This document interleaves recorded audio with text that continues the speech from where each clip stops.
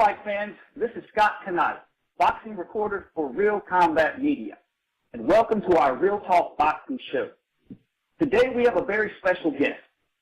This man perhaps has the best resume and has faced some of the most competitive fighters of any active boxer. With only 10 amateur fights, he turned professional May the 21st, 2004 against Jay Hollis. And from that point until now, very storied career.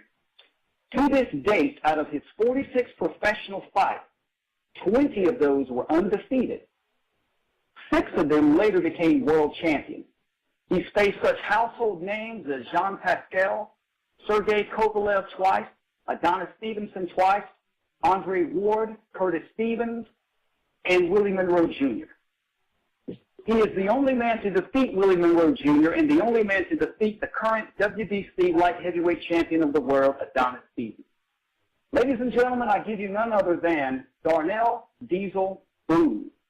Darnell, it's an honor to have you to the show today, and how are you doing, sir? Oh, man, thank you, man. I'm doing great, man. Enjoying this Florida weather, man.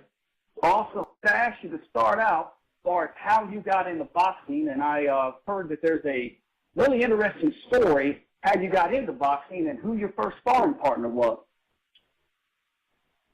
Oh, yeah, man. That story is a great story. So I had a little brother that was boxing. And, you know, I moved out of my mom's house when I was younger. So, you know, he came to the house crying that wasn't nobody taking him to the gym. I mean, not taking him to the gym, but taking him to practice. I'm thinking he's playing football or something. And, you know, by me being, you know, in the streets a lot, you know, I know where every team practice at. Mm-hmm. So I'm like, okay, what team you practice for? He said, no, I box. I'm like, I'm in awe. I'm like, you box?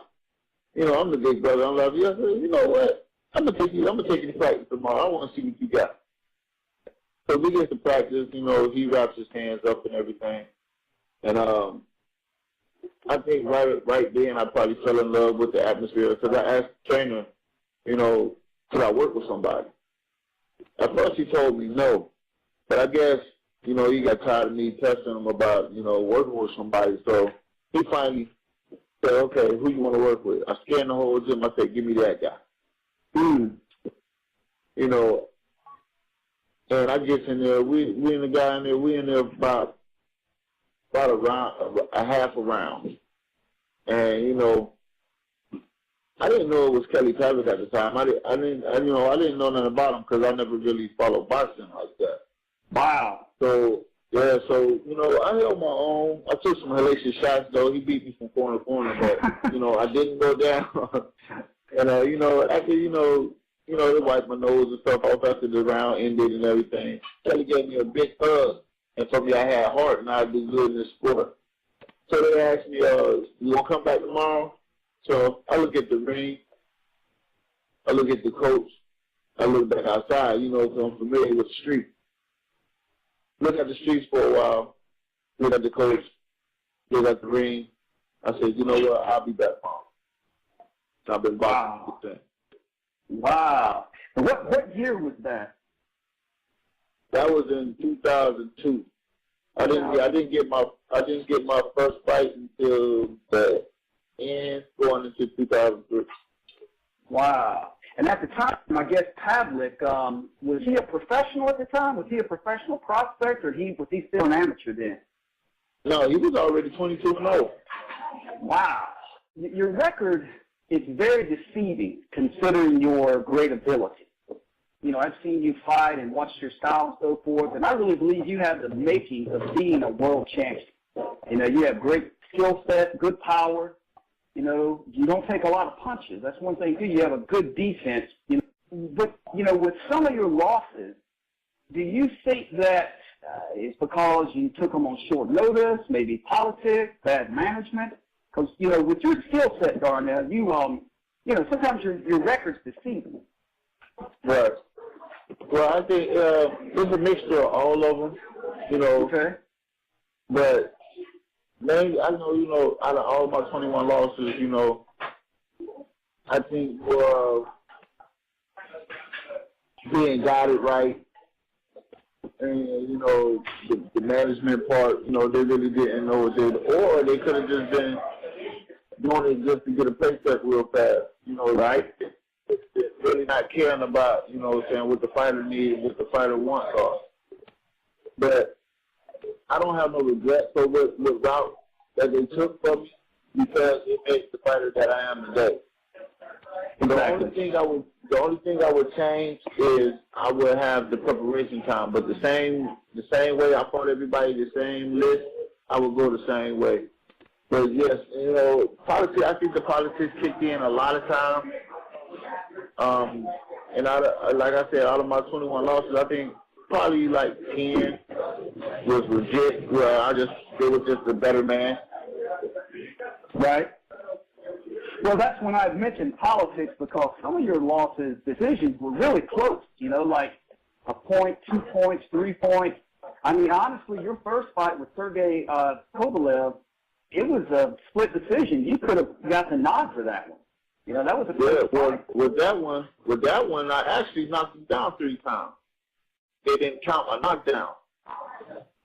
Yeah, so actually that fight, and then at that time when I fought him, I was ranked in the DC as 25 because I had just knocked out Adonis Stevenson right before that fight.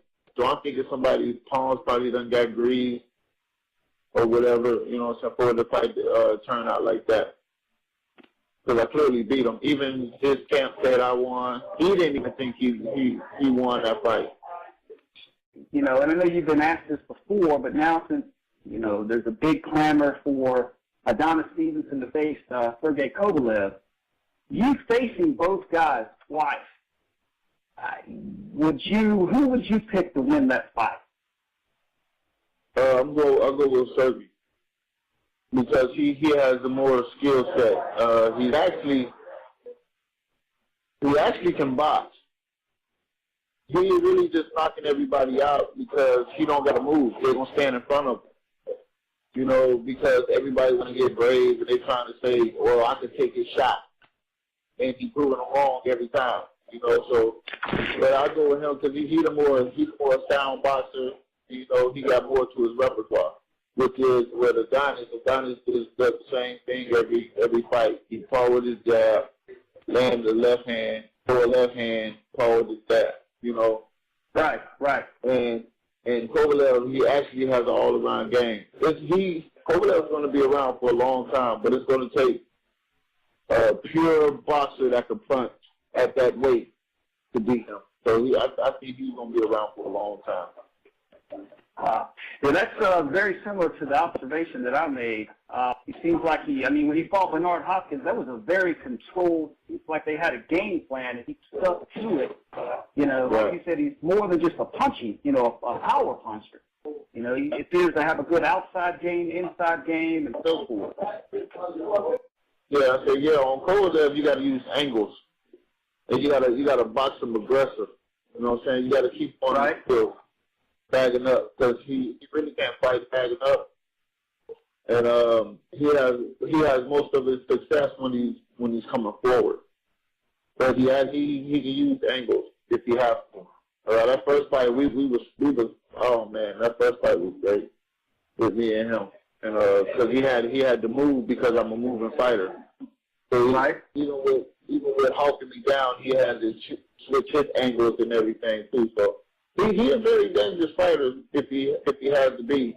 But like I said, I think he's gonna be around for a long time. And you know, my hats off to him. You know, I'm glad he had the success he got, and he's gonna have. You know what I'm saying? He deserved it. He fought everybody that he needed to fight to get there. You know, so you know, my hats off to him. You know, you fought Andre Ward. When you mentioned a fight, you know, would have to, you know, get an angle, box, and punch. Do you see Andre Ward? I know he's been out for some time. Do you see him having the goods to beat Kovalev? No, he's too small. Kovalev is actually bigger than what everybody's seeing on TV. He big. I call him Ivan Drago. Because he's huge, and they got him listed at 6 foot. He's not 6 foot. Kovalev got to be about 6'2.5", 6'3". He gotta be. If not, maybe my eyes deceive me, but he is huge. Yeah, he does look big in there. So he may actually move up to cruiserweight before it's all said and done. Right. So he's a big guy. Well, now let me ask you, how do you describe your fighting style? Really, I don't even have a style. I just go in there and go with the game plan, or whatever fighter I'm in there with. I try to adapt to what they're doing, and if I can counter them or even be first, I just do what I do. I don't really have a fighter style.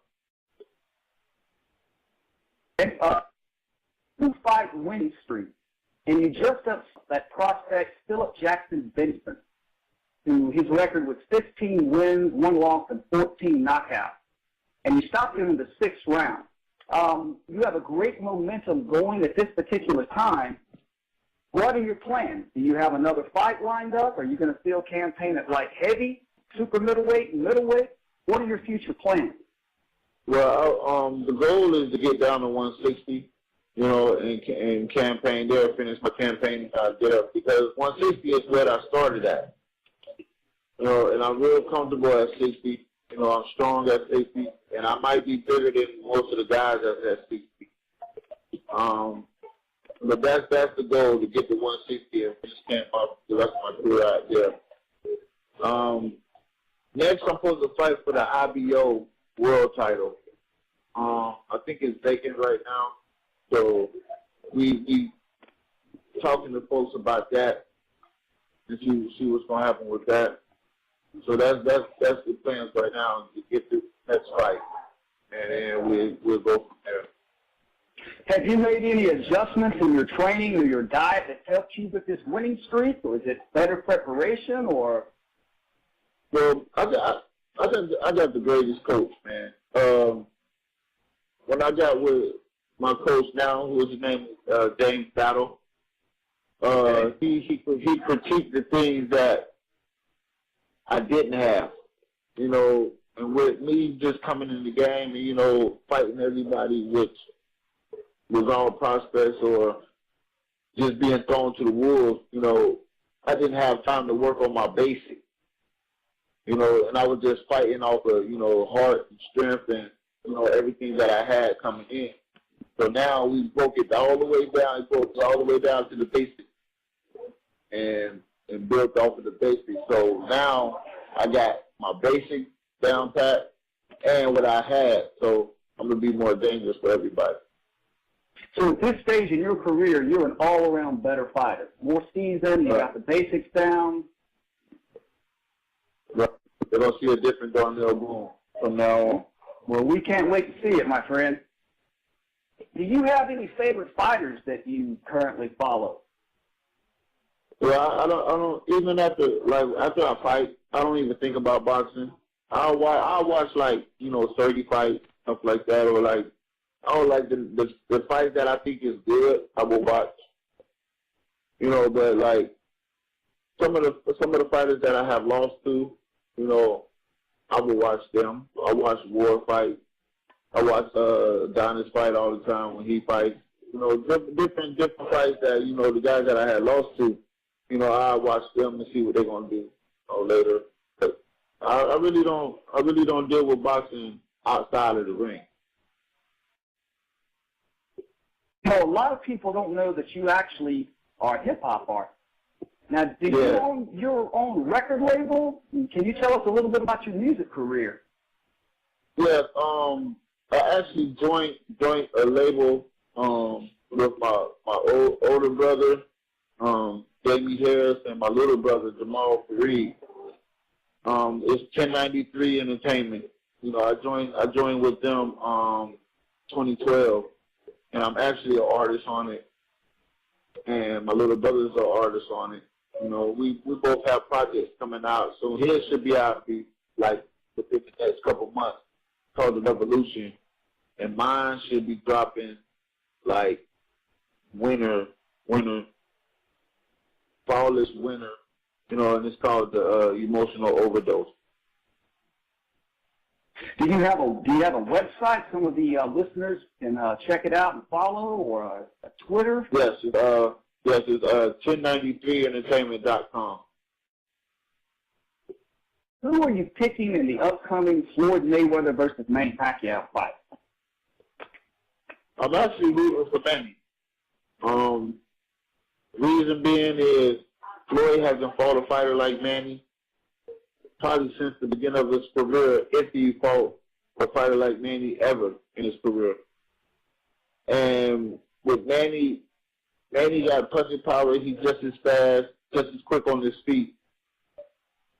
I think it's going to be a great fight, but I think Manny gonna push the edge. But you know, with Floyd being Vegas son, I don't think the politics gonna let Manny beat him. But I'm rooting for Manny just because he's an underdog. I really appreciate this interview, sir. It was such an honor. We definitely will be looking forward to your next fight, and rooting for you to get that world championship and some nice paydays in the future. Is there anything you want to say in closing to your fans, or any shout-outs you want to give? Yeah, I want to give a shout-out to my team, Kim and Ray Montel, at Cornerstone Promotions. My coach, James Battle, my strength and conditioning coaches, Tony Childress and Reverend Allen. They've been great, and everything's coming together. And just to the fans, man, just keep supporting. Keep showing the love, and I'm going to keep giving them great fights and keep giving them my best as they always think I'm going to give. All right, sir. Well, thank you so very much, Darnell Boone. We really enjoyed this interview. Thank you. And, well, there you have it, ladies and gentlemen. Darnell Diesel Boone, who has one of the most stacked resume of any active boxer today. He has the basics down, he's focused, his training is going right, and he's got the right handlers behind him. Whether he campaigns at light heavyweight, super middleweight, or middleweight, he is a force to be reckoned with. Stay tuned and wait, for the best of Darnell Boone is yet to come. I'm Scott Canipe, boxing reporter for Real Combat Media, where we bring you boxing news, boxing interviews, and anything related to boxing. Until next time, take care.